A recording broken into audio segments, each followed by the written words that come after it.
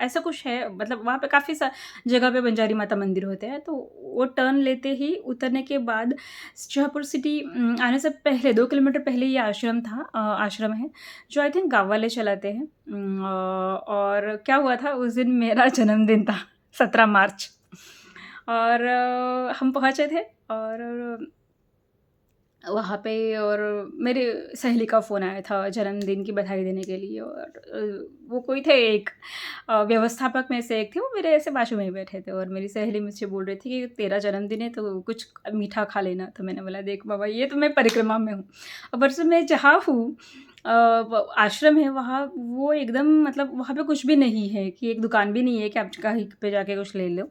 मैंने बिस्किट मँगवाए थे उनसे, क्रीम, तो मैंने बोला जब क्रीम बिस्किट आ जाएँगे ना तो मैं खा लूँगी, कोई दिक्कत नहीं है। और वो बोले नहीं, नहीं तू खा लेना, नहीं, नहीं तू स्वीट, तू कुछ तो स्वीट खा लेना। मैंने बोला खाऊँगी कैसे, ठीक है जो भी है। और मैं गई कपड़े धोने, वहाँ पे कुआँ था, अब मुझे कुएँ से पानी निकालने तो आता नहीं है, तो एक बावर्ची थे, उन्होंने मुझे बहुत सारा पानी निकाल के दिया था और मैं कपड़े धो रही हूँ और अंधेरा हो गया था। अराउंड साढ़े 7-8 बज गए थे, तो उन्होंने बुलाया कि मैया आप कपड़े बाद में धो लीजिए, आप आके बैठ जाइए, खाना भोजन कर लीजिए। तो मैं गई और मैं बैठी थी तो सबको भोजन दिया और लास्ट में मुझे मतलब ऐसे हर एक को एक साथ देंगे वो, तो सबका होने के बाद मैं यहाँ पे राउंड करके लास्ट में बैठी थी। तो एक प्लेट में शीरा और एक प्लेट में साबूदाना खिचड़ी, साबूदाना की खीर, वो लेके आए और मुझे बोला मैया जन्मदिन की शुभकामनाएँ। तो 1 मिनट के लिए मुझे समझ में ही नहीं आया क्या हुआ, और मैं इतना मतलब बाप रे! कितना अपनापन है उन लोगों में और कितनी सेवा भाव है कि मतलब कौन करता है इतना किसी के लिए। और वहाँ पे जहाँ पे मैंने कभी सोचा भी नहीं था, उन्होंने कहीं से तो अरेंज किया, वो आश्रम में नहीं बना था ये पक्का, वो उन्होंने घर से कहीं से अरेंज किया था कि 1 प्लेट शीरा है और 1 प्लेट साबूदाना की खीर है। और मैं मतलब लिटरली एक जो आनंद था ना आया था, मतलब जो खुशी मिली, वो मुझे लगता है कि ऐसी खुशी कभी घर पे भी नहीं मिली होगी, कि ऐसा सरप्राइज़ जो है ना कि वहाँ पे मिला। तो लोग मतलब आप सोच भी नहीं सकते आपको क्या खाने के लिए मिल सकता है और क्या नहीं मिल सकता।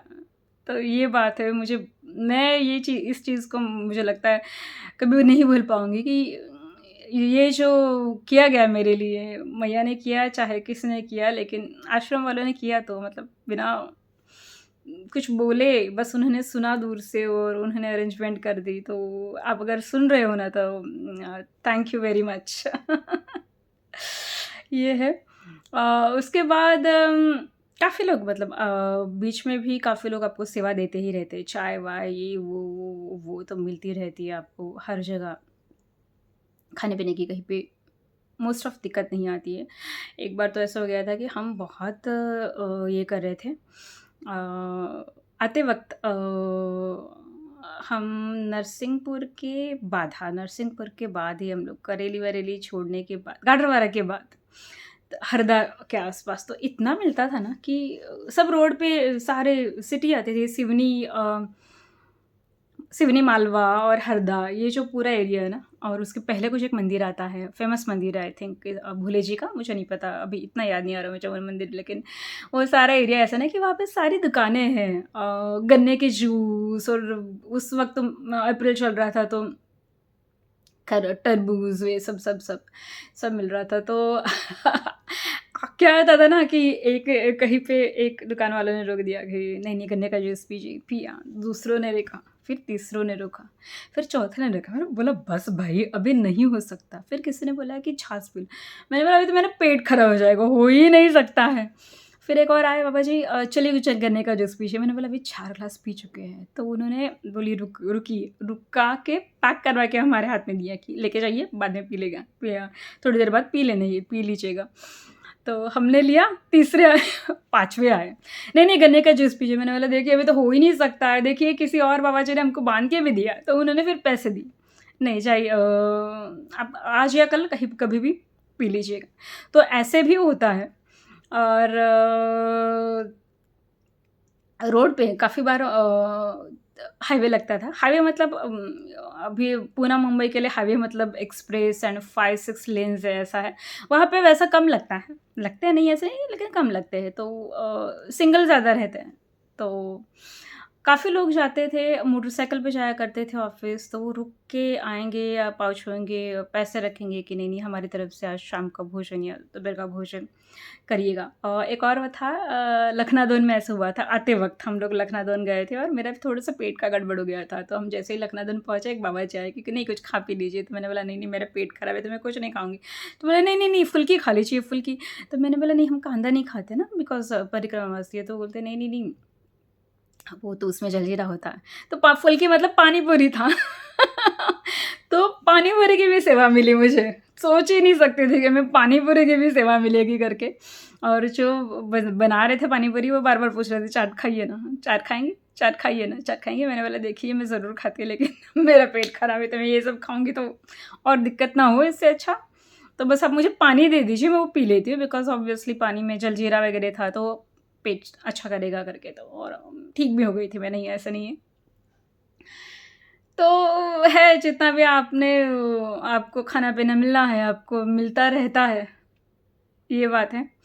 और एक है यहाँ से आते वक़्त दक्षिण तट पे महाराजपुर है, यहाँ वहाँ पे त्रिवेणी संगम है, एक नर्मदा मैया है, एक बंजारी नदी है, तीसरा मुझे कुछ याद नहीं है लेकिन वो वहीं पे ना तो हमारे साथ जो चल रहे थे नर्मदा परिक्रमा से मध्य प्रदेश वाले मैया और बाबा जी उनका नाम था पंचम पाल और पत्नी जी का नाम है तारा।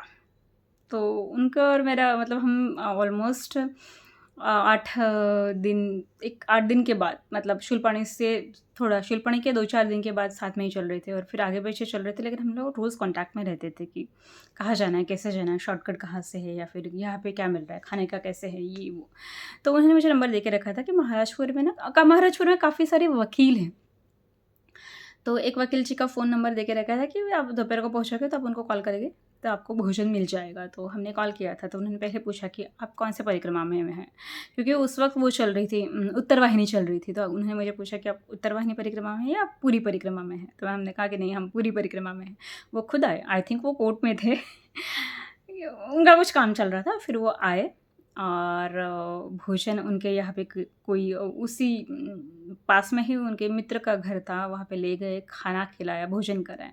अभी शाम का ये था कि आप उन्होंने बोला कि आप चल पाओगे तो इतना ज़्यादा तो चल नहीं पाओगे, तो आप आपको शाम की व्यवस्था मैं कर देता हूँ। बिकॉज़ घनसोर के पहले वाला जंगल लगने वाला था और वो शायद 15-20 किलोमीटर जंगल था। तो हुआ ये कि उन्होंने बोला कि यहाँ पर एक पौड़ी करके गाँव आएगा ये वहाँ पे कुछ विश्वकर्मा जी करके हैं और हमारे सामने उनसे बात की कि परिक्रमावासी है तो आप उनके रहने का और खाने का बंदोबस्त कर दीजिएगा, वो आ रहे हैं। उन्होंने बोला ठीक है। फिर हम लोगों ने स्टार्ट किया घनसोर का जंगल और घनसोर का जंगल बहुत मतलब था, लेकिन वहाँ पे भी लोग रुक के हमें केले दे रहे थे, जैसे मैंने बताया कि पानी दे रहे थे, वो घनसोर का जंगल था। अब हो गई शाम एक छोटा-सा बंजारी माता का मंदिर आता है वहाँ पे भी, तो वहाँ पे 2-4 लोग थे और उन्होंने हमसे बात वगैरह की और उन्होंने बोला ये आगे तो और 8-10 किलोमीटर है तो वो मुश्किल है आपका जाना बिकॉज़ 5 साढ़े 5 तो यही बज रहे।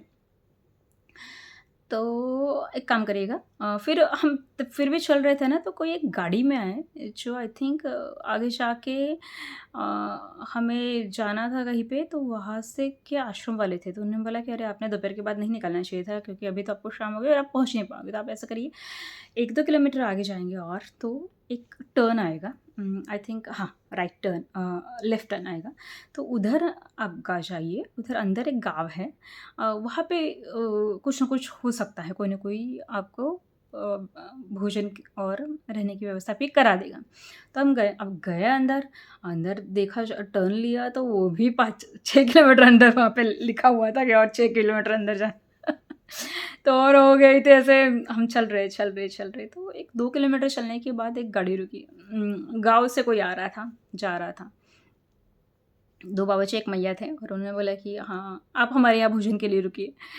चलिए और आप हमारे यहाँ ही रहिए करके, तो हम रुक रहे और वो रुके वो मतलब हम एक को रुका रहे गाँव अभी नज़दीक ही 1-2 किलोमीटर पे। तो वहाँ पे आपको अंदर आना है। और हम जब पहुँचे अंधेरे में, तो देखा वो गाँव का नाम पौड़ी था और वो वही हो गया था कि वो जो वकील जी ने बात कही थी विश्वकर्मा जी, उनका घर उधर था। और नसीब मतलब मैया का ये था कि हमें उनसे सेवा नहीं मिलनी थी, लेकिन उसी गाँव में हम गए और हम थोड़ा अंदर गए और वहाँ पे सेवा दी। वो तो वो बोल रहे थे कि काफ़ी सालों से मेरे पापा जी वगैरह भी सेवा देते हैं यहाँ पे, मतलब काफ़ी घर है जो 12-12, 15-15 साल से सेवा देते हैं। परिक्रमा वासियों को, और फ्री की। हाँ, मतलब उनका खुद का पंजीकरण वगैरह भी नहीं है। उनको मध्य प्रदेश सरकार से भी कुछ नहीं मिलता है, लेकिन वो देते हैं। तो ऐसा करके फिर हम रुके, सुबह निकले और फिर वापस शुरू किया। तो ऐसे बहुत सारे प्रसंग हैं जहाँ पे आपको ऐसा लगता है कि अरे बाप रे! मतलब मैया ने भेजा है किसी को आपके लिए। ये है। और उसके बाद था और भी अगर बताऊँ तो बहुत-बहुत। उसके बाद हम भिलाई में रुके थे। कोई एक राजपूत जी करके हैं, वो बहुत अच्छी सेवा देते हैं। उनके घर पे भी वो आई थिंक 10-12 साल से सेवा देते हैं, तो हम उनके घर रुके थे। उनका किसी का भी अगर आपको नंबर चाहिए, नंबर मेरे पास है, ऑलमोस्ट सबके है। अगर आपको किसी का चाहिए, मैं पहले उनसे बात करूँगी, पूछूँगी, अगर मैं दे सकती हूँ, उन्होंने हाँ कहा तो मैं ज़रूर दूँगी। वैसे कोई मना नहीं करेगा। सेवा देने के लिए कोई